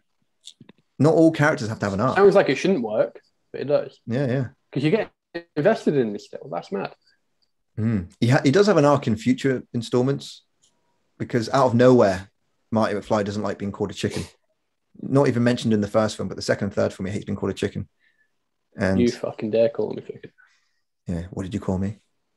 You'll put a curse on you. Yeah, they sort of shoehorn that little arc in there in the second, third film. So, but I do like the third film. I really like the chemistry between Doc and Marty. You could see how Rick and Morty would be a continuation of that, because that's one of the best things about Back to the Future is their relationship. It's my favorite thing. I fucking love Doc Brown. It's funny when he shows up in A Million Ways to Die in the West. when he just goes into a shed and the actual Doc Brown's there with the fucking DeLorean. Is that a fucking Seth MacFarlane film? Yeah. I think I've watched that, you know. He opens up a shed and Remember it's just Doc Brown fucking. Remember Shanghai Noon? Yeah, Jackie vaguely. Chan and Owen Wilson. Vaguely. That film's classic. Leave me alone. What happening? Well, here's a little bit of trivia for you, right? So, Demolition Man. Obviously, Wesley Snipes plays the baddie, but it was actually originally offered to Jackie Chan, but he turned it down because he didn't want to be typecast as a bad guy. How much he must fucking regret that decision now, because that film was amazing. Who was it meant to be? It was meant to be Jackie Chan. Jackie Chan. Oh, really? Yeah, playing the Wesley Snipes character. Yeah, playing Simon Phoenix. Nah, I can't imagine that. He did the right thing. Jackie Chan's loaded anyway. Will Smith was meant to be playing Neo in The Matrix. I can't see that either. That. And he turned it down for Wild Wild West. Yeah, he did all right for himself anyway. That's what I'm saying. He's all right anyway. He didn't need to play Neo. Keanu Reeves killed it. Yeah, true. To be honest. I used to. There was like this guy. Nicolas Cage. He was meant to be Superman. Batman at one point, wasn't he? Yeah, Superman. Sorry, yeah. Yeah. There's even a picture of him in the suit. It just looks ridiculous. Kevin Smith was going to direct it, wasn't he? At one point. What? Really? I think so. Oh no, he wrote a script. I like Kevin Smith. So like he wrote some of the Green Hornet, and that was actually a half decent film. Yeah. No. What I think he rewrote the script for Superman 5 at the time. Superman Returns or Superman Lives, whatever it's called. Yeah. But I know people talk shit about Kevin Smith, but I actually like most, except Tusk. The majority of films are actually good. Yeah, Tusk is weird as fuck. Yeah, Chasing Amy, I'm on the fence about. Fucking, what's her name? Sam Lopez. Yeah, better get it right because otherwise Brett will be in the comments section saying, actually. So, yeah, the Sam Lopez actually trying to change my mind to Chasing Amy a little bit, but okay. I still don't know if I rate it. Still not my kind of thing. Yeah. A guy trying to get with a lesbian, it's not my. Yeah, that's wrong. Doesn't fall into Kevin Smith's wheelhouse. Let her be happy. That's not on your PSP. That's not on your PSP. That's not in my PSP search history. No. So, about those messages. Oh yeah. So anyway, I was cursed by a witch. Nice. It's about as far as I need to go. Apparently, I'm going to be stepping on shards of glass in my dreams. Haven't yet so far. Had anything happen in the last week that you may think is down to a curse? The only curse I think I'm under is the paranoia curse of thinking I'm on a curse when I'm not on a curse. I'm just paranoid that I'm on a curse. I'm sitting here like, I'm not on a curse. I'm fucking no curses. I'm thinking about something I did like 10 years ago. Like, fuck, maybe that's fucking, I don't know. No, I don't believe in curses anyway. I believe in fate and karma and all that shit. See, if she said like, oh, the stuff you said about Craig is going to come back and bite you in the ass, I'll be like, oh yeah, maybe it will, but like a curse? You're going to curse me? Karma's a bit of a curse if you think of it that way. I don't know though. True. Karma's just self-fulfilling prophecy of a curse. It's just the law of averages, isn't it? Like, do something good, it'll balance it out. Do something bad, that scale's going to get unbalanced again. Do you know what I mean? It's just balancing and out your good karma versus your bad karma, I suppose, at the end of the day. Because everyone always does shitty things and everyone does good things. So we all do shitty things when you think about it. Like, we like to pretend we're good people, but when you look at our species as a fucking collective, like our whole way of life, everything that makes our life is just built on the back of suffering. Like the clothes we wear, the food we eat, the things we own, they don't come from even this fucking iPhone, mate. You know, in order to make this phone, it's like, what's that element called? That metal. You have to get it from fucking Africa, and it's like there's fucking slaves over there harvesting the shit. I don't know. Something that's like from that. Mass Effect. But you know, there's a little thing in there that makes the iPhone pop. It's a rare material, Mass Effect. It's just fuck it. There's a material, there's something that makes our phones possible, and it's found in places in Africa, in mines where it's just fucking slavery. So blood diamonds, are they real things? Well, blood diamonds are real, yeah. It's a form of currency, or was at some point. It's like, it reminds me that one of my favorite Nicolas Cage movies is Lord of War. Thinking of what film you're about. Yeah, he plays a arms dealer. Yeah. And he gets paid in bloodstones in Africa, and he just becomes fucking rich. What film is that? Lord of War. Lord of War. Nick Cage. And he starts rubbing shoulders with this African dictator. I think it's in Sierra Leone. It's a fucking great movie. Just all the lies. In Dinh. That's South Vietnam. That's a great documentary as well. I'm so gutted. Mate, that is fantastic. Did you watch all of it? I'm on episode 6. Oh mate, I think there's 8 episodes. No, it's 10. There's 10. Episode 9 is my favorite because that's when they start pulling out of Saigon. Yeah, that's where I'm getting up to now. I'm just on the bit where they're fucking brutalizing each other. Oh. You seen that story about Rocket or that kid? I can't remember his name. Yeah, I can't remember his name. Yeah, I'm on that. I think he's dead now. He's writing Sorry, letters. I'm spoiling shit in that. Yeah, that's all right. Yeah, he's writing letters to his mum. Yeah. No, but that you can't spoil that because as soon as they started telling this story, I was like, yeah, that guy's dying. He's dead. Because why would they be interviewing his whole family? It's not like they're going to surprise us at the end interviewing him with no arms and legs. So yes, I'm Rocket, and it's like no, he's dead. He's dead. They call me Rocket because I got hit by one. Yeah. No, I looked like one. No, I look like a potato. I look like Grant Overy's head.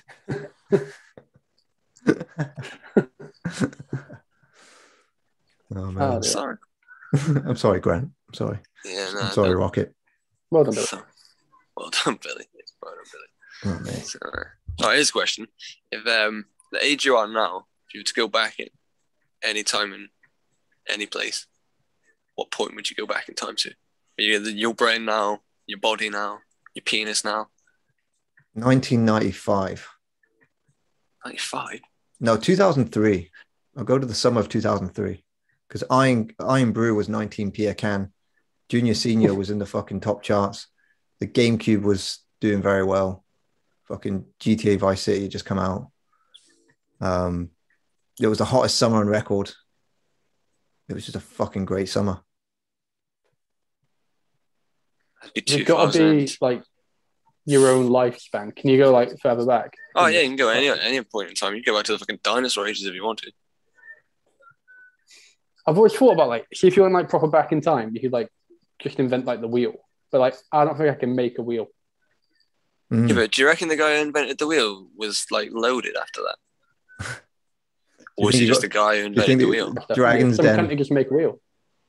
Yeah, but then everyone would just be buying. They're not going to go to this specific guy and be like, "Oh, can you make me a wheel?" Everyone would start making wheels. So what happened was, I don't know if this will be way back, but in the sort of Neolithic period, before there was currency, people would sort of trade crops and trade things for something else that they needed.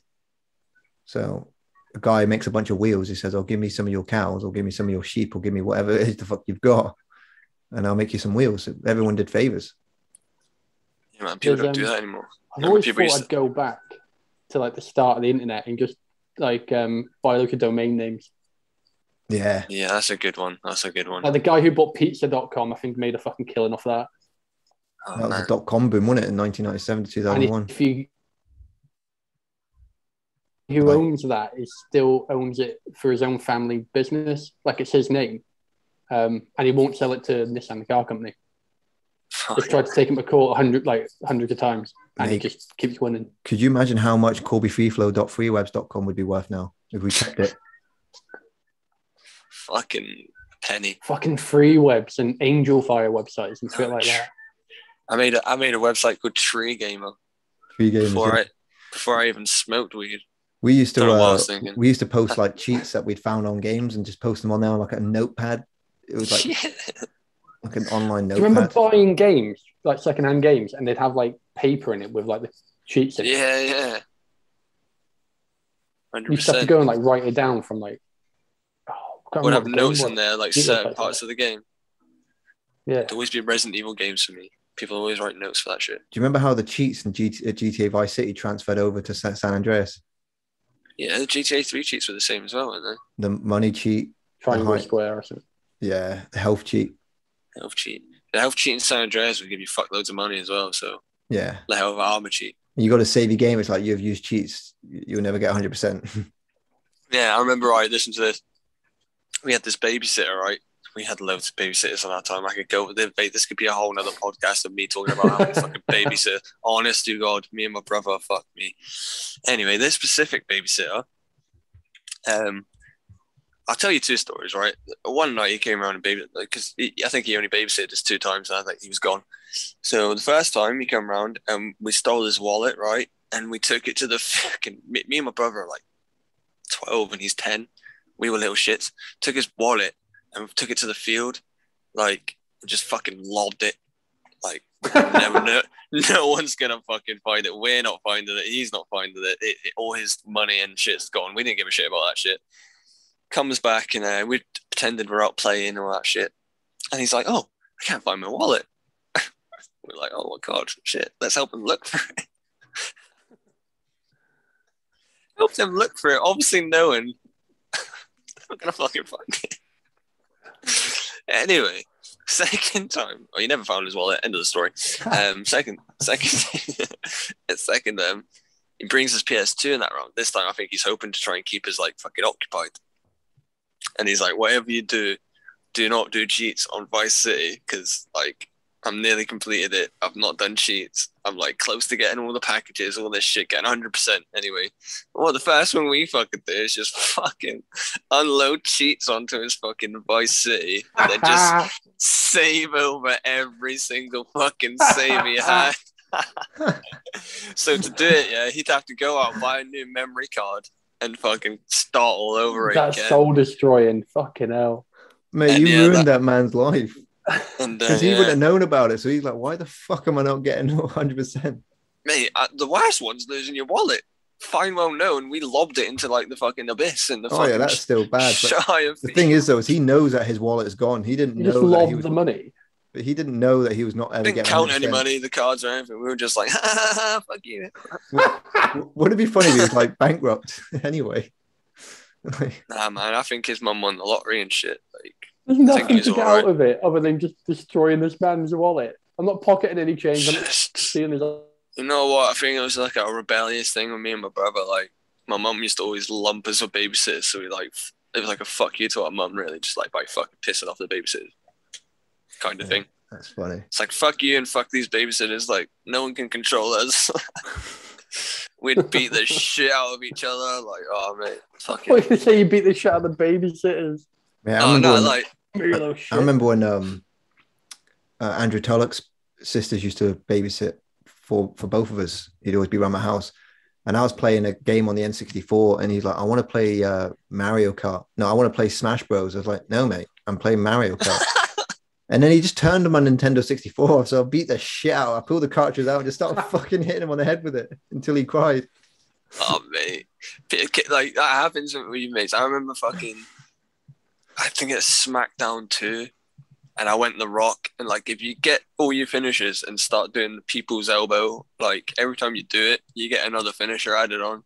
So the unfortunate bastard who gets caught in the fucking people's elbow fucking just like 20 moves. Oh, man. And I remember just getting fucking, like, punched in the face by Ben Jokes or something.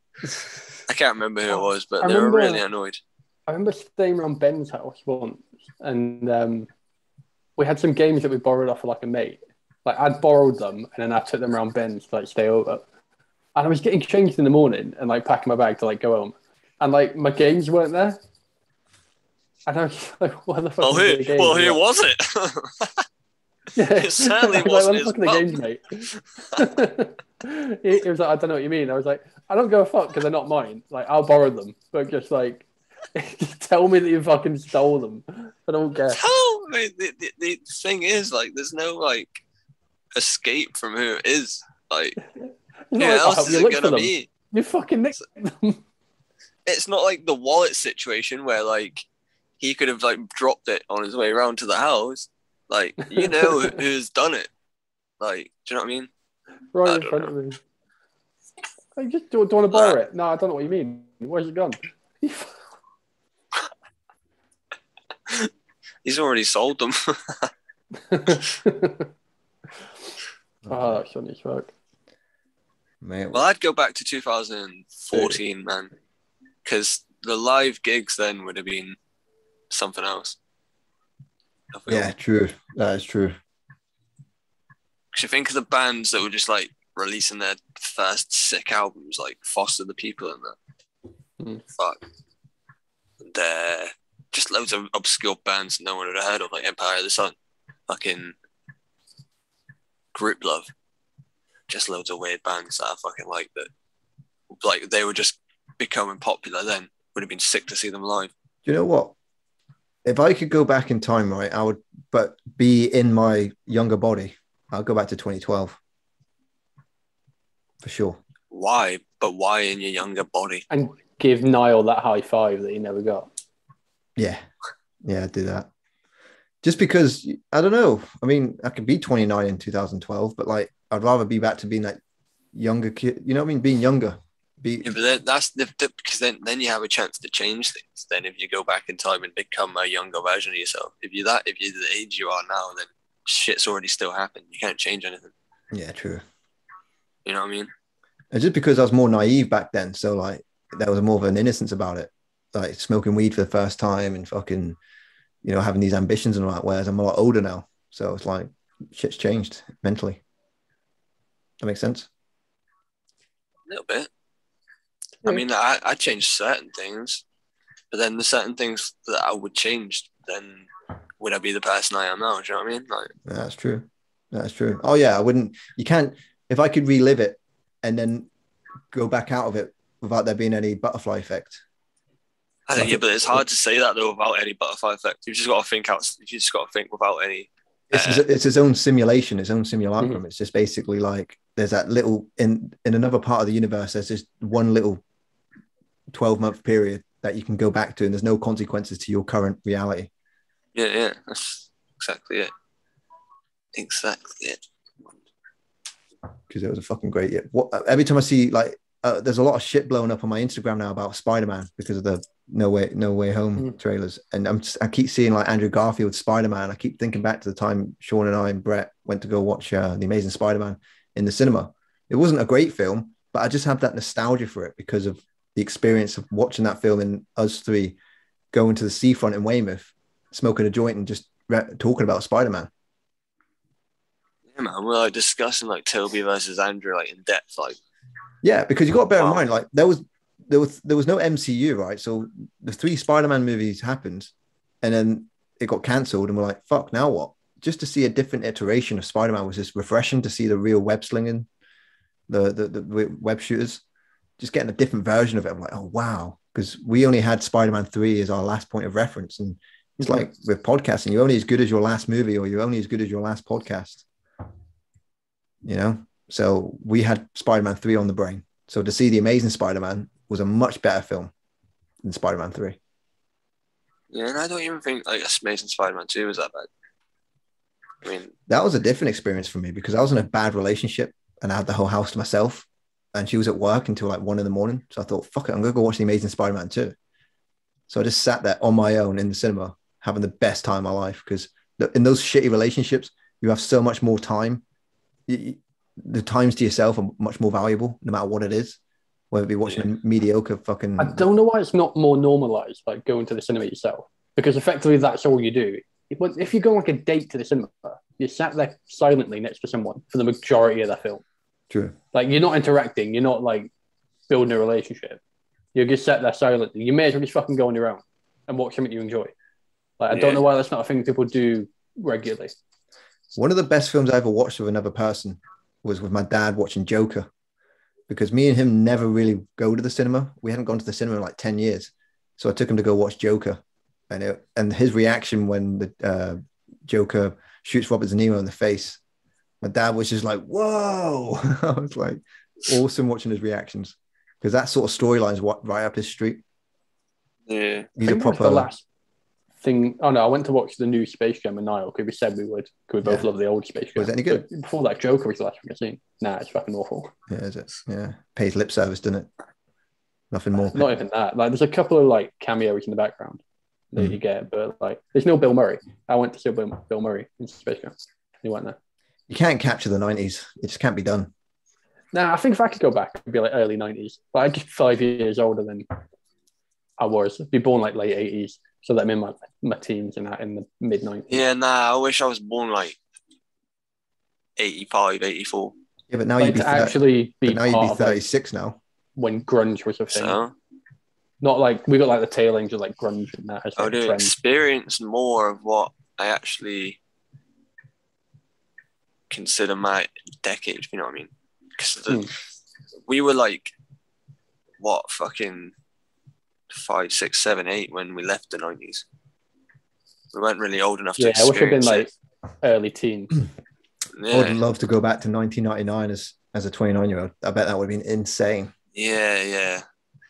That's 2 points I go back to, 2014 and 1999, the ages I am now. What do you like about 2014? Say it again. What was it? Like, just the live bands, the bands, just the atmosphere. Yeah. Just the fucking, I don't know, I just felt really good that year. It was just a good year for me, to be honest. Yeah. Discovered a lot of new things, like music, entertainment-wise, you know what I mean? Yeah. I just come off my, like, post-Lost fucking depression. And I think I started watching, like, Fringe and a lot of new stuff. And I remember Fringe. Yeah, remember Alcatraz? It only had one season. It was Sam Neill. Yeah, vaguely. Yeah, that was a good one. Didn't really watch it though. Lost was another thing that fucking blew up and was like massive. We can't say too much. We can't say too much though, because me and Dan are gonna watch it at one point. We're gonna do a reaction. Oh yeah. You down to 10% now, mate? 20. All right. But yeah, Lost. I love the whole thing. Like, I can't really say there's a bad point to me. No, it was good. It was one of them things like it was like a family thing. I still watch TV with like my mum and dad, and we'd sit down on like a Sunday and watch Lost as a family. And you knew that like everyone else was doing the same thing. There was no like, oh, we'll watch it on demand, or like, well, we'll catch it later on like +1. I was a late bloomer. It wasn't until the last season was announced. I was like, holy shit, I need to, because I really loved the first season. Then I stopped watching it because everyone I was like a hipster kind of fucking, like, everyone was watching it. So I was like, oh, fuck everyone. And I'll watch something else. Yeah. So I went off it. And then when it was ending, my mum was into it. Like, she was getting to the last season. I was like, fuck, I need to. And I just binged it. And then by the time I got to the last season was finished. And like, I could just sit back and enjoy it. You know what I mean? I'd done the hard part of fucking binging the first 5. When I got to season 6, I was just like, then when it ended, I was just fucking gutted, man. Like, that's what I did with Game of Thrones. I didn't watch it when it was live, and then like I binge watched everything apart from the last 2 seasons, and then waiting for them to come out. Fucking felt like forever. Nothing's hit me the same as Lost ever. Like, but can you confirm something for me, right? So you know, like in school, you always get pricks in your lessons that will always just say things that were absolute bullshit. Like, the bullshit is it just say like, oh yeah, I've got tickets to the 50 Cent concert next week. Like, I remember when Sean Smart, this was like 3 years before Lost even finished, like he was saying, oh yeah, the script got leaked, apparently it was all a dream. Yeah, no, that's not what happened at the end, if that's what you want confirmed. Thank God. Now they had about 3 or 4 different endings wrote, didn't they, for it? Like they do with most things like that. Yeah, they've got a bit of But what, in hindsight, I'm thinking, how the fuck would the ending 3 years before it ended be leaked? What bullshit. Nah, because at the time they were doing podcasts. Like, this is, if you go back, there's like Lost. I think they started on season 2. Like, the podcasts are like 10 minutes long. They literally talk about each episode as like it airs afterwards. The writers. And, yeah. I've listened to a few of them. It's quite interesting to listen to, actually. Oh, yeah, because they've done like, they did a thing on like Sky One, afterwards. Yeah, it would be like a breakdown. Kind of like The Talking Dead as well. They did a thing. Yeah. I don't know if it's Talking Dead was cool. Yeah, a lot of cool cameos on that. I forget what my fucking point was here, but yeah, they used to do like an early version of a podcast, which is pretty cool to listen to, man. Like, especially from like a fucking writer's perspective as well. Like the writers talking about the show they're right on. Imagine going back to like 2005 and doing podcasts. Correct. No, because it's like, I think it was like 2006. That's what they're still on YouTube. Yeah, it's like everyone who was like early into podcasting though, they never made money from it. Nah, a lot of people didn't make money because you have to make your audience first. Like, it's someone with one view is not gonna like get a sponsor, and you know what I mean. Like, yeah, it's just not realistic because they're not advertising it to anyone. What do you reckon the fucking world would have been like if 9/11 didn't happen? Like, do you guys watch Peep Show? Yeah. Yeah. When Peep Show. People's fucking brilliant. When Jez is like, there hasn't been any good news since 9/11. 9/11 was great news. Yeah. Like, just because it was massive. Like, it was bad news, but it was great news. Like, Yeah, like entertaining news. You know the bit that makes it the best? I think I'm on the early seasons of Peep Show, and I can't remember what Jez and Superhands are talking about, but Superhands like, you can't trust people, Jez. People voted for the Nazis and listened to Coldplay. You can't trust people, Jez. Fucking I love it when he's looking to through the bathroom the other week, and I was like, "Plumbing's easy. It's water Lego." I love it when he's looking through his letterbox and you can just see all the yobs outside. He's like, "Oh, go away." Oi, clean shirt. How did you get that shirt so clean? Clean shirt.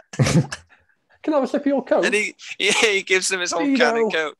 Pedo. It's like, I'm not a pedo. It's the first episode, isn't it? And at the end of it, it's just him chasing the kids with a stick. Yeah, he's like, oh, Sophie's watching on the bus. She's like, so good, man. Oh fuck, the mushroom episode where Jez, and like the toilet's out of commission and that, but Mark's ill, and Jez locks him in his room so he don't disturb them shrooming. I mean, he can't get out of his room. He's like, I really need to shit, and that he's pure banging, and like Big Suze is like, I can hear something. Jez is like, oh no, that's nothing. Like, try to lock this ill man in his room, and then fucking Johnson comes around. Is that normal pooing you're doing? Yeah, it's that normal pooing you're doing there, Mark. Does it smell normal? Does it look normal either? No, it's just when he knocks You're the door. off the trip. Mark shouts Johnson from his room, and Johnson's like, Mark. Hey, Mark, Jez took the door off the toilet, isn't he? Yeah. And he puked on the snake. Your paint had that snake dry cleaned. So good. Peep Show, I'm rewatching it for like the 5th time, 6th time. Oh man, I could do that. Have you ever seen Entourage? No. I fucking recommend that to everyone. One thing I haven't watched that I want to watch. I want to watch Space. I've never watched that all the way through. Yeah, Space. That's good. Space is fantastic. Yeah, I've never watched it all. I've watched bits here and there, but I've never watched the whole thing. It's trippy because it's like a lot of close-up shots in it. They were on acid and mad drugs when they were writing that. Like that's like 90s fucking. The best way to describe it, it's very kinetic and it's very claustrophobic. Yeah. Yeah, I get that. And you can see a lot of Edgar Wright's talents coming through, like how kinetic he became. Like you look at Shaun of the Dead with his quick shots with really mundane things. You look at Hot Fuzz. You look at Baby Driver. Like he's just so fucking good with his pacing, and you can see that in Spaced. Yeah, Space is good, man. Yeah, I didn't watch Space till late on, and there's a lot of references that I get as well, like Resident Evil and shit like that. Like they're into the sort of this same shit I'm into. I would love to go in a parallel universe where Edgar Wright got to make Ant-Man. Was he supposed to?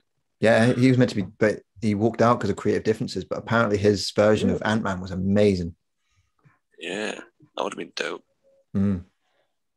Fucking Marvel, man. I can't remember last time I saw a Marvel film. I watched Guardians of the Galaxy, and then they just plowed so many out at like the same time. I can't give up this shit. I don't know if I said this on a podcast before, but me and my brother went to go watch Iron Man 1, right? And that was supposed to be like the big start of the MCU. I don't know if it really kicked it off, but we walked out halfway fucking through.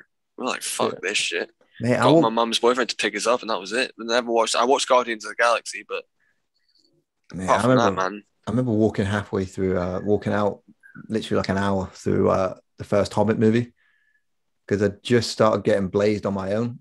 And there was this one. The first one's really good. It's not till the second and third when I went off it. I remember the 45 minutes of it took place in Bilbo Baggins' home. And I was like, what the fuck is going on? Yeah, I'll give you that. And then there was one scene where I think Gandalf gives his pipe to one of the dwarfs and he goes all cockeyed, all that, like making a weed reference. And this is when I first started getting blazed on my own at home. And I was like, I just want to get high. So I just walked home and got blazed and watched Total Recall and had a better time. The thing that actually did it for me, right? Because I've read The Hobbit and I actually like The Hobbit, the book, because it's just chill. It's not like one of those big epics like it is in the films. But like there's a character, I forget the wizard's name. It's like the brown one. And he's always high on like taking different like mushrooms from the forest and shit and then just riding around on his little horse sled thing. He's not in the book or whatever. He's a made up character of the film and that really pissed me off. just because he discovers everything that leads up to the Lord of the Rings trilogy as well, how like Sauron's coming back and like he's a made up character. Why is he discovering all this juicy shit?